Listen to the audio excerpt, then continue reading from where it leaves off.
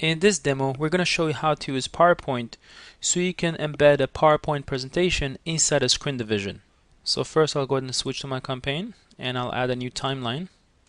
I'll call it my PowerPoint timeline and use this screen division right here and click on finish. And then I'll switch to toolbox and go to my components and use my external application capture component and put it right here on the green channel.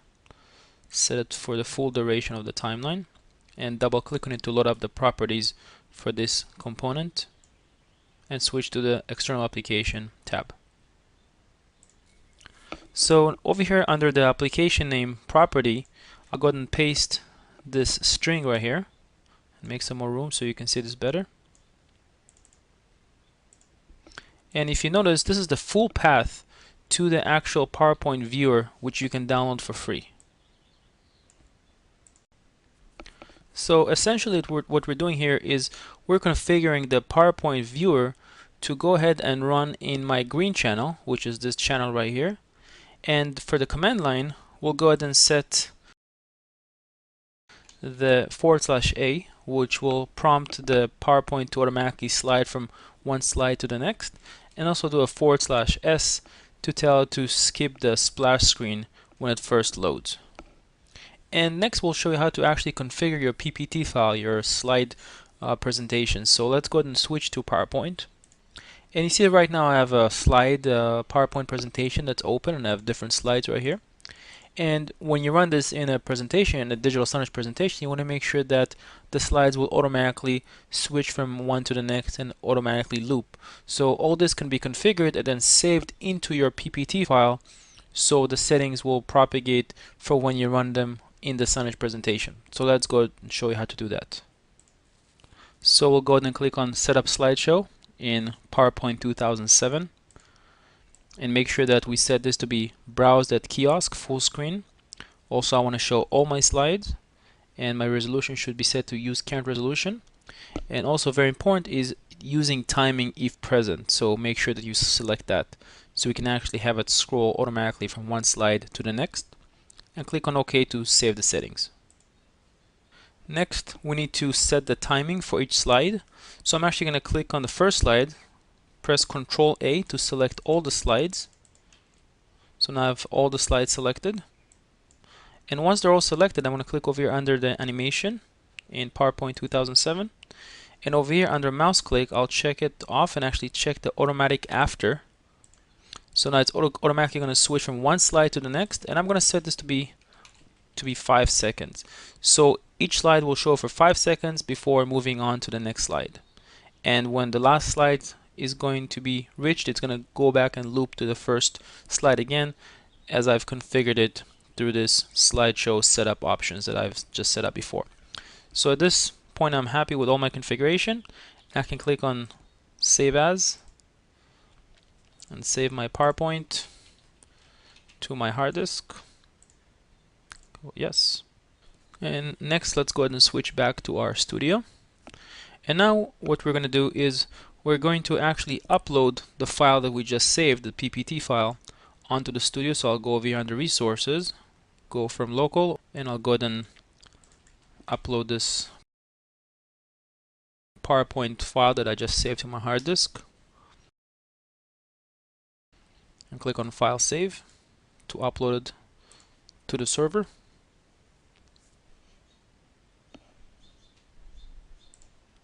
So I just want to confirm that the file is here, so let's go ahead and type it in the filter, and it's right here, PowerPoint slides. And now I'll go ahead and double click on the component for external application to load up the properties and switch back to the external app just like before. And now what I'll do is I'll go ahead and drag and drop this PowerPoint slide right here just after my last flag. Actually just make one extra space after this. So essentially what I'm doing is I'm telling the system to run the PowerPoint viewer with these flags right here, and also execute or load this file that I just uploaded to the server. So what's going to happen, this file, this PowerPoint PPT file, is going to stream down to all your remote players and run with these flags right here. So you don't have to go to each machine and copy this PPT file. It's all done through the server. So now I'll go ahead and make sure that I save my configuration. And now I can switch to the client machine and make sure that everything is running just the way it's supposed to. Now you can go ahead and download the PowerPoint viewer from this link right here, and once you download it, you can go ahead and install it on your signage player. So here we have a Windows XP box, so we'll just go ahead and type in the link right here and download the PowerPoint viewer, and this will be the machine that's going to run our signage player. So the download is done, so let's go ahead and install this. And notice that the installation is going to be on the same path that we configured the external application earlier. So now let's go ahead and test it out. So I'll switch back to my studio, go to stations, select my station and click on play.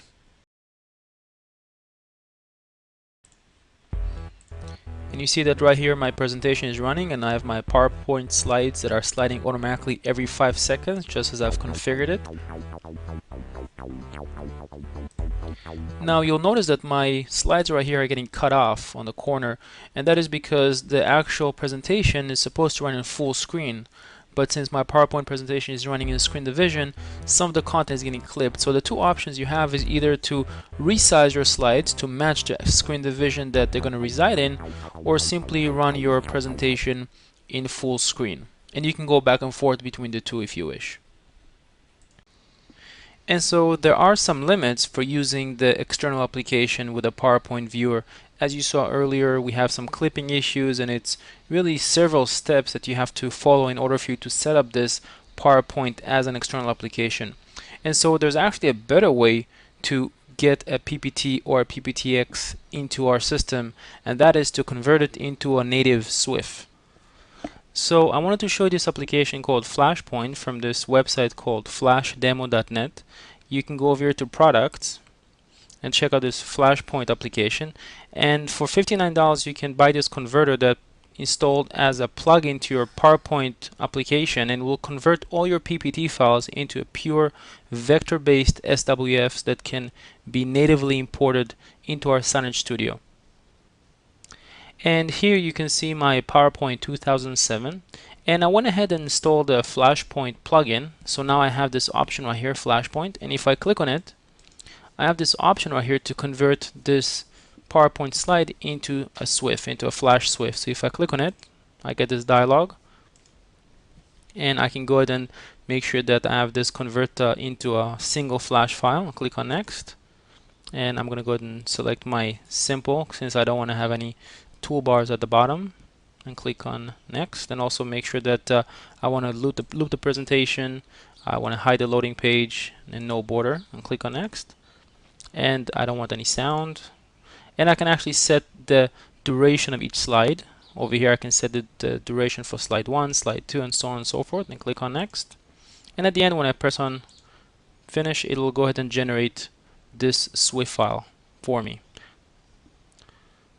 And now I'm prompted that everything was successfully finished, and at this point I can go ahead and upload the SWF onto the studio and start working with it.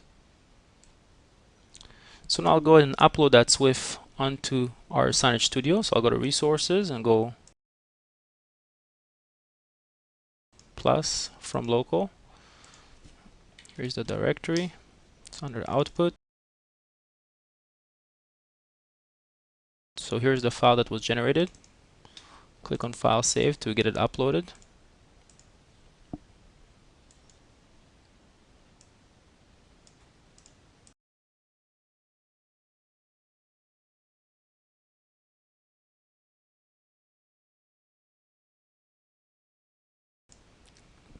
So here's the file that was generated. You see it's vector based, so it automatically resizes and always looks good.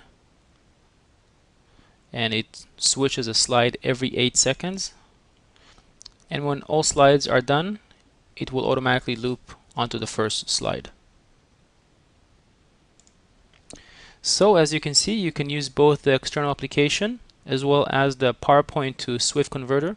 We recommend that you use the PowerPoint to SWF converter. It's just a much cleaner approach to work with native SWF files, and it also allows you to create a true vector-based Swift that automatically scales to any screen division size. Thank you very much for watching this, and let us know if you have any questions.